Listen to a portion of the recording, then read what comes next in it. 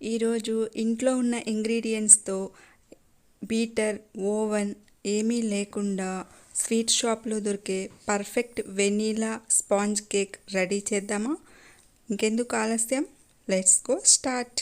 ముందుగా 1 కప్పు పంచదార తీసుకొని మిక్సీ జార్లో వేసి బ్లెండ్ చేసి షుగర్ పౌడర్ని రెడీ చేసుకున్నాం.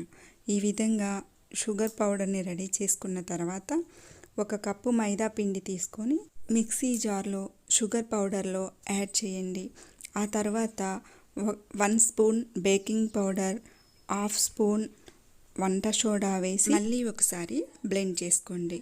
ఆ తర్వాత ఈ మిశ్రమంలోనే 3 table spoon milk, 1 table spoon vanilla essence, 1 cup నెయ్యి లేకపోతే ఆయిల్ అయినా యాడ్ చేసుకోవచ్చండి.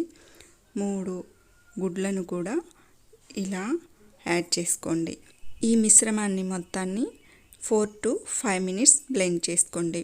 ఈ విధంగా స్మూత్ స్ట్రక్చర్ వస్తుందండి. ఇన్ కేస్ మీకు ఇలా స్మూత్ స్ట్రక్చర్ లేకపోతే ఇందులో కొంచెం పాలు యాడ్ చేసుకోండి. ఆ తర్వాత ఒక బౌల్ తీసుకొని నెయ్యి లేదా ఆయిల్ని ఈ విధంగా స్ప్రెడ్ చేసుకోండి. కొంచెం మైదాని వేసి ఈ విధంగా డస్ట్ చేసుకోండి. ఆ తర్వాత ఎక్సెస్ మైదాని రిమూవ్ చేసేయండి. మనం తయారు చేసుకున్న ఈ మిశ్రమాన్ని ఈ బౌల్లో ఇలా స్ప్రెడ్ చేయండి. కేక్ ప్యాన్ లేకపోయినా పర్వాలేదండి. మన ఇంట్లో ఉన్న ఏ స్టీల్ బౌల్ అయినా కొంచెం మందంగా ఉన్నది తీసుకొని ఇలా హాఫ్ వరకు సెట్ చేసుకోండి.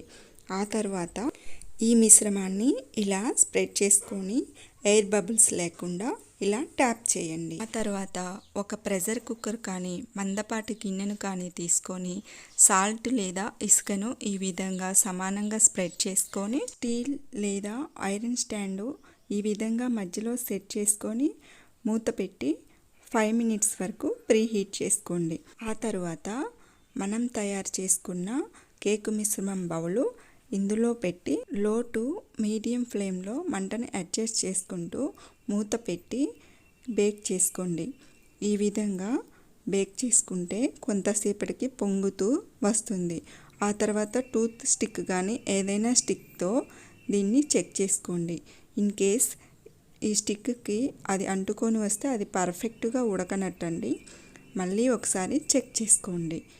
ఇలా టూత్ స్టిక్తో గుచ్చగానే వెంటనే మనకి అంటకుండా ఇలా పర్ఫెక్ట్గా వస్తుంది. దీన్ని ఆఫ్ చేసి కేక్ బౌల్ని పక్కకి తీసి చల్లారనివ్వండి. తర్వాత ఒక ప్లేట్ని తీసుకొని నెయ్యి కానీ ఆయిల్ కానీ స్ప్రెడ్ చేసి ఉంచండి.